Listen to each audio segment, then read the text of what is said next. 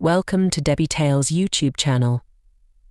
Jacob is a biblical character renowned for his bravery.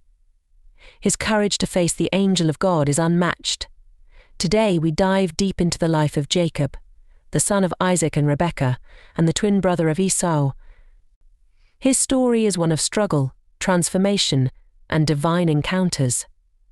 From his early days of rivalry with his brother Esau to his significant spiritual encounters that led to his transformation into Israel, Jacob's journey is filled with compelling lessons and timeless themes. Join me as we explore his life, his challenges, and his legacy that shaped the history of the 12 tribes of Israel. Now let's delve into the detailed narrative of Jacob's life, starting with his miraculous birth and the prophecy that set the stage for his extraordinary journey. Jacob was the second son of Isaac and Rebekah, and the twin brother of Esau.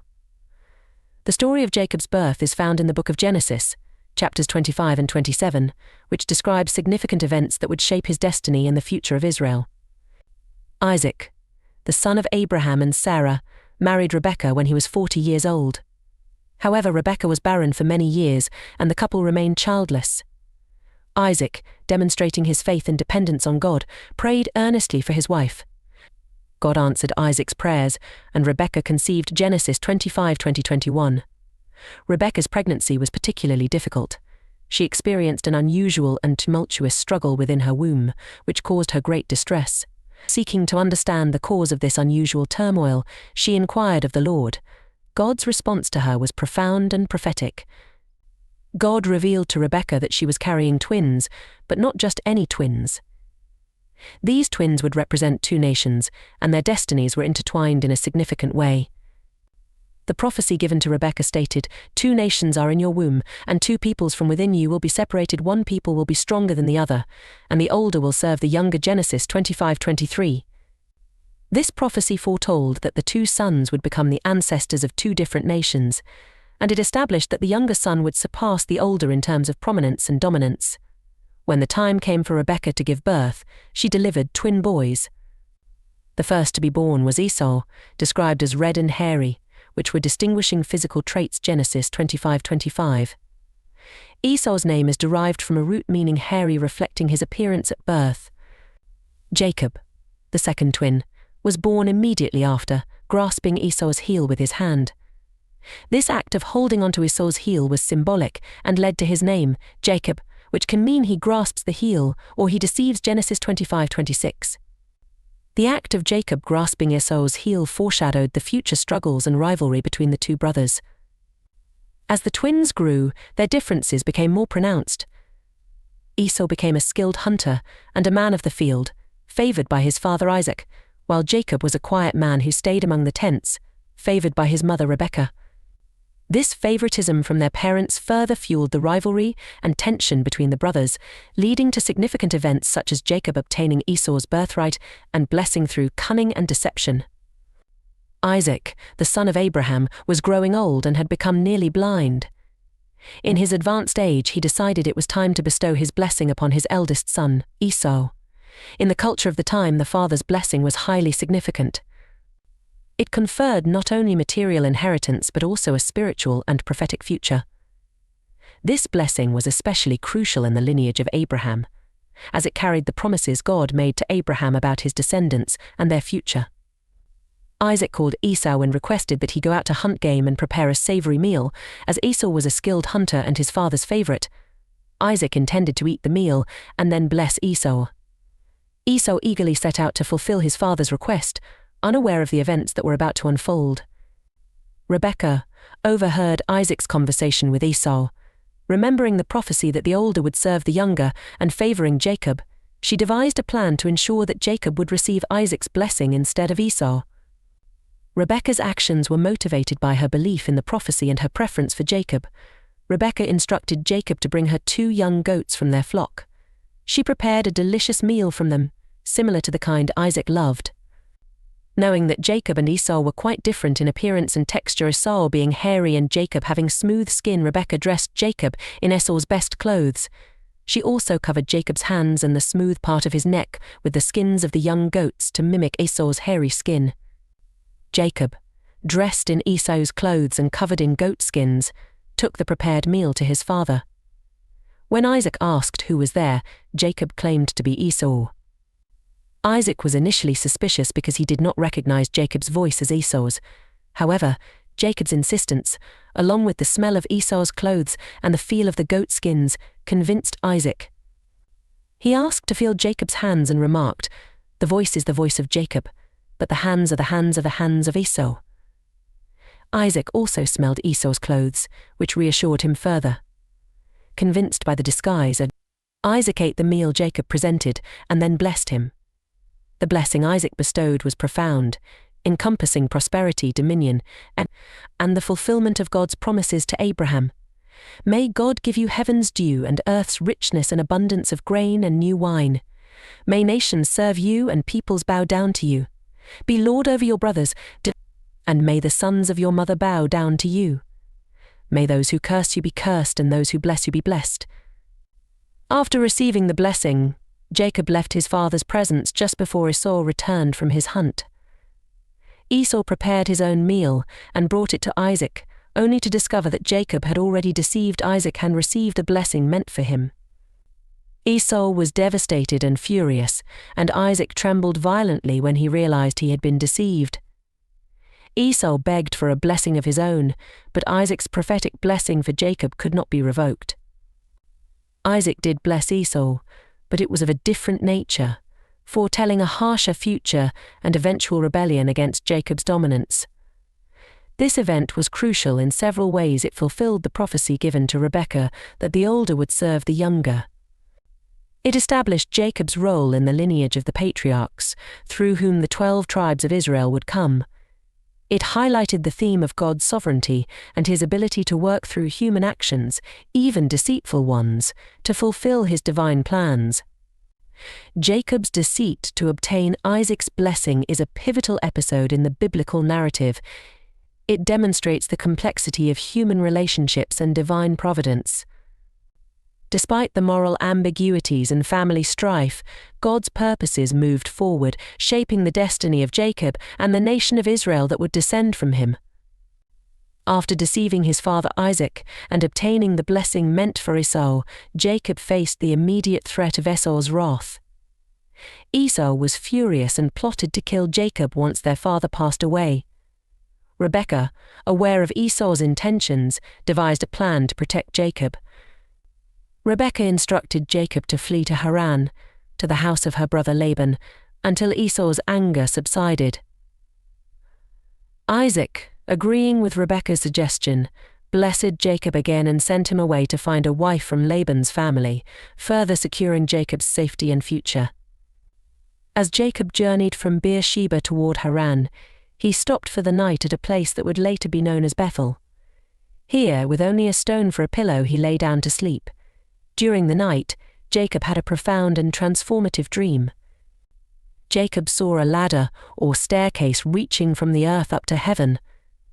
This ladder was not just a physical structure but a symbolic representation of a connection between the divine and the earthly realms.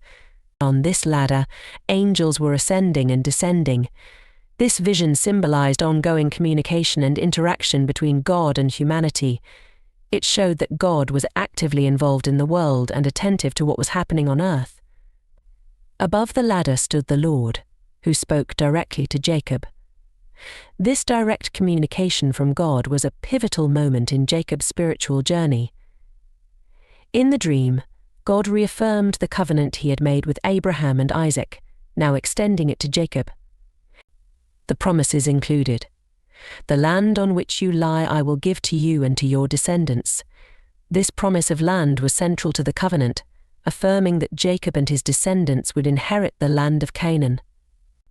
"Your descendants will be like the dust of the earth, and you will spread out to the west and to the east, to the north and to the south." This promise indicated that Jacob's offspring would be exceedingly numerous and spread across the land. "All peoples on earth will be blessed through you and your offspring." This reiterated the Abrahamic promise that through Jacob's lineage, the entire world would be blessed, pointing to the future impact of his descendants.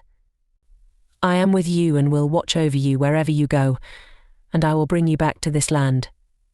I will not leave you until I have done what I have promised you." God assured Jacob of his constant presence, guidance, and protection throughout his journey and promised to bring him back to the land of Canaan. When Jacob awoke from his dream, he was deeply moved by the divine encounter. He recognized the significance of the place and expressed his awe, saying, "Surely the Lord is in this place, and I was not aware of it." Jacob named the place Bethel, meaning house of God, acknowledging it as a sacred site where he had encountered God's presence. Jacob made a vow, saying, "If God will be with me and will watch over me on this journey I am taking and will give me food to eat and clothes to wear, so that I return safely to my father's household, then the Lord will be my God, and this stone that I have set up as a pillar will be God's house. And of all that you give me I will give you a tenth." Jacob's vow was a commitment to recognize and worship God if God fulfilled his promises, reflecting Jacob's growing faith and dependence on God. This dream at Bethel was a turning point in Jacob's life.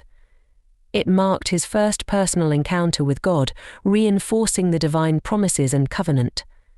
The event had several key implications. The dream reaffirmed God's covenant with Jacob, continuing the promises made to Abraham and Isaac, and solidifying Jacob's role in God's plan. God's promise of presence and protection reassured Jacob, providing him with the confidence to continue his journey and face the challenges ahead. The encounter sparked a spiritual awakening in Jacob, leading him to recognize and honor God's presence and commit to worship and tithing. Bethel became an important spiritual landmark for Jacob and his descendants, symbolizing God's presence and faithfulness. After Jacob left Bethel, several significant events unfolded as he journeyed to Haran and lived with his uncle Laban. These events are detailed in Genesis 29-31 and highlight Jacob's experiences, relationships, and continued encounters with God. Upon arriving in Haran, Jacob encountered shepherds near a well.